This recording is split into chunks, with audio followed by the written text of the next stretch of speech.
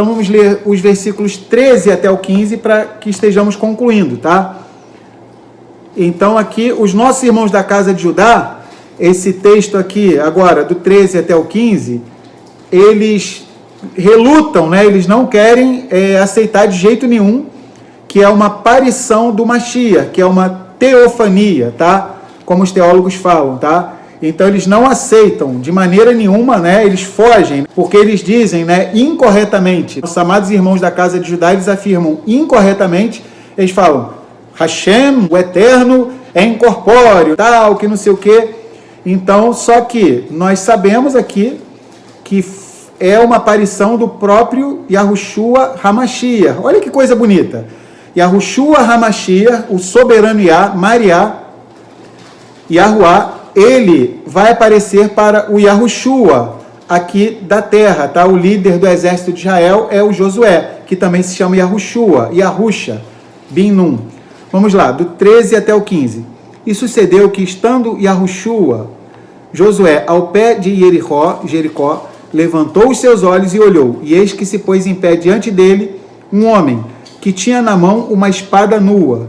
E chegou-se Yahushua a ele e disse-lhe, um Yahushua falando com outro Yahushua, né? Então Josué falando para o nosso Messias, és tu dos nossos ou dos nossos inimigos? E disse ele, não, mas eu venho agora como príncipe do exército de Yahuá. Então Yahushua, Josué, se prostrou sobre o seu rosto na terra e o adorou. E disse-lhe, que diz meu amo ao seu servo? Então disse o príncipe, o capitão do exército de Yahuá, a Josué, a Yahushua, descalça os sapatos de teus pés, porque o lugar em que estás é Kadosh, é santo. E fez assim Josué, Yahushua. Então, olha que texto maravilhoso. Então, vocês estão reparando que muitas coisas que o Criador fez com com Moisés, ele está fazendo com Josué também, com Yahushua bin Nun. Lá na sarça, o Criador falou a mesma coisa para Moisés. Lembram? Tira as sandálias dos teus pés, porque o lugar em que tu estás é o quê? É terra santa, né? É sagrado, é Kadosh. Então nós vemos que o Criador, ele está reiterando o seu compromisso com o seu novo líder, Josué, tá? E lembrar de uma outra coisa bem interessante, tá? Uma aplicação sobre nossas vidas. Por exemplo, Moisés, ele fez um trabalho duríssimo. Imagina, Moisés foi aquele camarada lá que lançou as bases. Como diz Paulo, lá em 1 Coríntios 3. Paulo, em 1 Coríntios 3, diz, Paulo, Shaul plantou, Apolo regou e Elohim deu o crescimento. Tá? Então, olha que coisa interessante.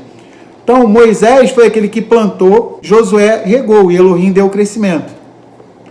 Então nós vemos que Moisés, ele pagou um preço muito, muito caro, e mesmo assim ele não teve o privilégio de entrar na terra prometida, junto com os filhos de Israel. Pela infinita piedade do nosso Elohim, lá em Mateus, Matitiarro, capítulo 17, é relatado que Moisés veio falar com o nosso Messias Yahushua, Moisés e Elias, Moshe e Eliarro, na transfiguração do nosso Messias Yahushua, que se deu no monte Hermon, tá? Que na semana passada a gente comentou sobre esse monte Hermon. Então, pela infinita piedade, mas Moisés de fato não entrou com a sua geração nessa época aqui, tá? Ele entrou só na época da aliança renovada, só rapidinho lá para falar com o nosso Mashiach, e em seguida retornou para a presença do Criador. Então, olha que coisa interessante, Josué, ele se beneficiou do ministério, de todo o trabalho, toda a dedicação de seu mestre, ou seja, de seu antecessor, que foi Moshe Rabbeinu, nosso professor Moisés. E na vida a gente precisa entender isso. Alguns vão plantar, outros vão regar e Elohim vai dar o crescimento. Então nós precisamos entender qual o nosso papel no corpo do Mashiach, tá? Então Moisés... Consegue entender isso? Poxa, caramba! Né? A máquina funciona perfeitamente. Perfeitamente, exatamente. Quantas pessoas às vezes não entendem o seu lugar, aí ficam mal colocadas e mal ajustadas. Mal ajustadas. E aí, se elas estivessem no lugar delas, elas estariam, né? Estariam produzindo ao máximo e contribuindo para o crescimento do reino, do nosso Elohim, né? Então...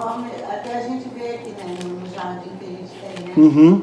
E cada coisa tem o seu lugar, tem o seu tempo, tem os polinizadores, né? Aqueles que, os bichinhos, né? Que precisam para poder dar fruto, as árvores frutíferas. Exatamente. Tem tudo o processo natural. E tudo é importante.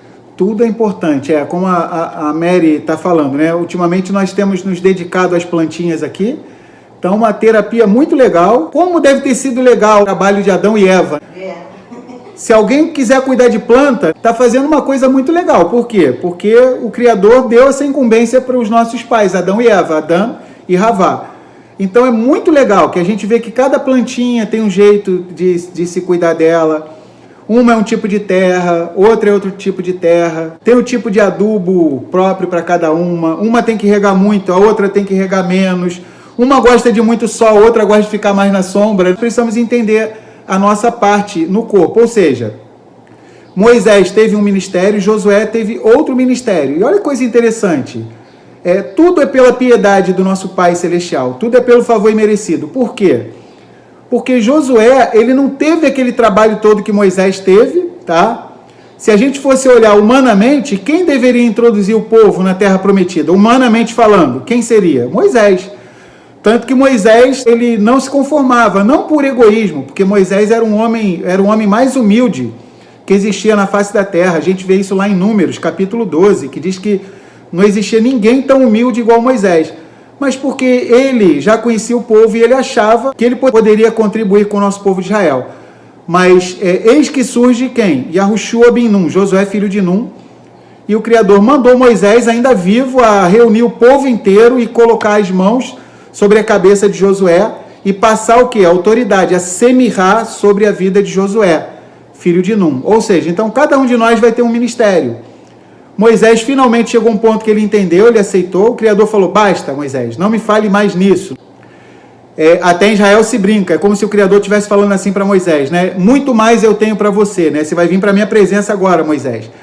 Então, olha que coisa interessante. Alguns irmãos vão na frente, muitas vezes, assim como Moisés, e vão fazer um trabalho pesado, e muitos que vão chegar depois, as gerações que vêm depois, serão como Josué e essa geração nova, tá? Que vão entrar na Terra Prometida. Então nós precisamos entender isso, ou seja, o mérito daqueles que nos precederam, tá? Então, como nós somos felizes, hoje nós temos as Escrituras, a Bíblia, muitos morreram para que esse livro chegasse até nós. Então, inúmeros foram os sofrimentos dos nossos patriarcas, dos juízes de Israel, dos reis de Israel, dos profetas, dos apóstolos, para que esse livro, né, as Escrituras, a Bíblia, chegasse em nossas mãos, tá? Hoje nós temos um privilégio que as gerações antigas não tinham.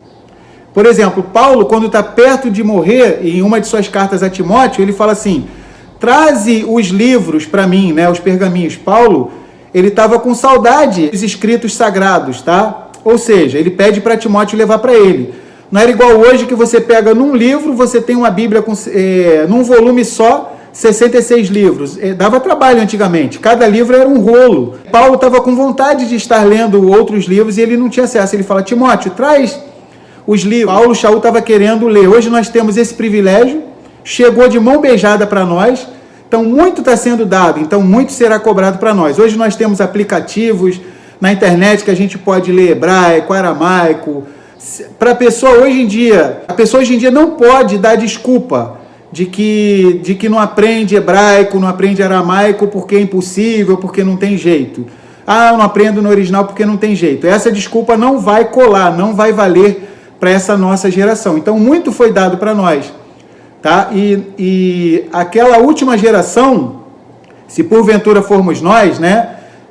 Se nós recebermos esse mérito, tá? Seremos a geração que vai puxar o Mashiach aqui para a face da terra, se for de fato essa nossa geração, tá? Ao que tudo indica, será, mas nós não podemos afirmar com 100% de certeza. Então, se nós formos essa geração, olha que mérito chegou para nós, de sermos o remanescente dos últimos dias, ou seja, de puxarmos o Mashiach aqui para a terra, para que ele retorne, tá? Lembrar que as Escrituras falam, por causa dos eleitos, aqueles dias seriam abreviados, ou seja, Então, muito chegou até nós. Então, assim como Josué e essa geração, eles vêm depois de Moisés e da primeira geração, e eles estão avançando mais, tá? Então, devemos entender que hoje nós podemos avançar mais no conhecimento do Criador. Quem, há 20 anos atrás, 15 anos atrás, 30 anos atrás, poderia estar falando das coisas que a gente fala hoje?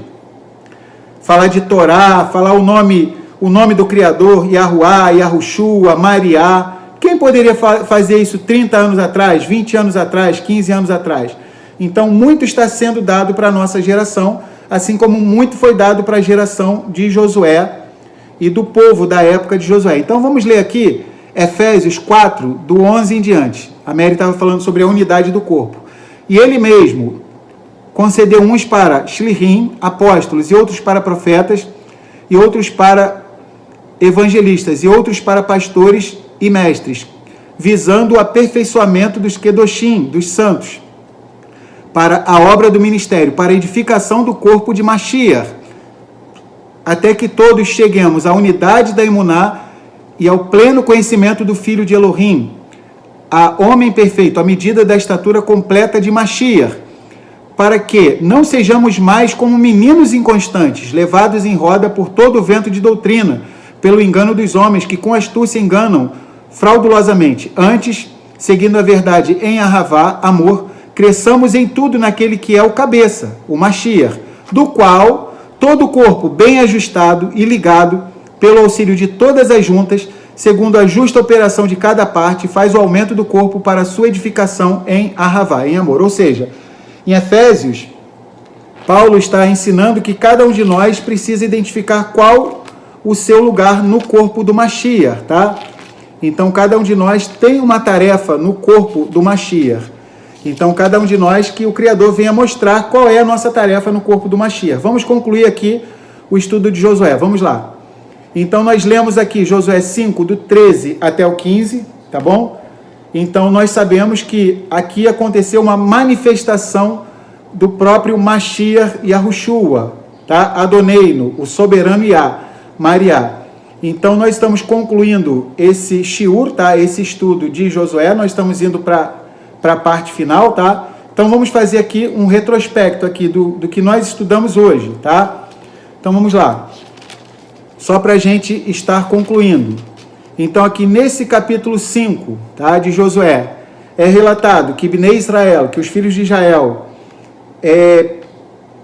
deveriam se circuncidar para celebrar a Pêssar e para poder entrar na terra prometida.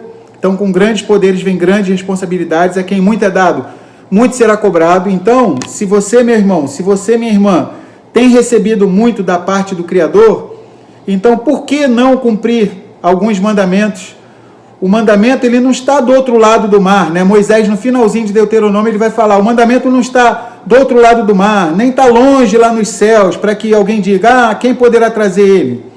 Mas o mandamento está perto de ti, no teu coração e na tua boca. Ou seja, então, o mandamento é simples, tá? Então, muitas vezes, nós que complicamos. Lembrar que existe um ditado aqui no Brasil que fala, nunca deixe para amanhã aquilo que você pode fazer hoje. Então, esse ditado, com certeza, é um ditado israelita, porque Abraham, o nosso pai, por isso que ele é o pai da fé, não tinha como ser outro além dele, né? Abraão, em Gênesis 17, o Criador fala com ele para fazer a Brit Milá, a circuncisão, né?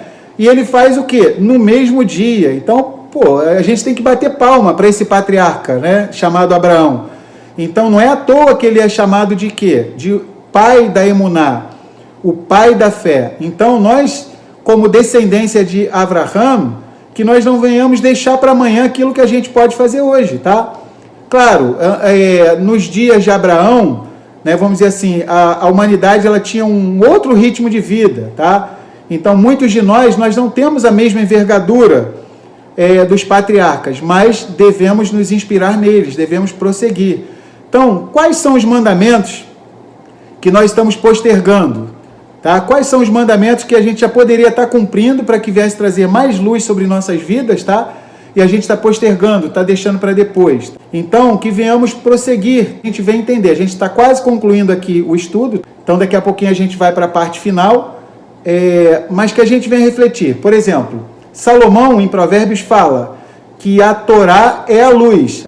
A Torá é or, é luz. E o mandamento é o quê? Uma lâmpada. Então, cada um dos 613 mandamentos é como uma lâmpada. Então, cada mandamento que a gente cumpre a mais, a gente vai acendendo mais alguma lâmpada na nossa vida, tá? E a Torá como um todo, as 613 luzes, fora mais centenas de mandamentos que aparecem na Aliança Renovada, na Brit Hadashah, tá? Então, centenas de mandamentos, o quê? Vão nos trazer a luz. E cada mandamentozinho, especificamente, cada mandamento, por menor que seja, é uma lâmpada que acende em nossas vidas, tá bom? Então, que o Criador esteja abençoando a cada um de nós. Então, que venhamos, sim, cumprir os mandamentos, tá? Que não venhamos colocar dificuldades, tá? Por exemplo, quem quer, vai e faz, tá? E a pessoa que não quer, ela fica arrumando o quê? Desculpas. Então, muitos de nós estamos já especializados em darmos desculpas, tá? Quando, de fato, quando a gente quer mesmo, a gente vai e faz, tá? Oi, vez, Shabbat Shalom Lekulam, Shabbat Shalom.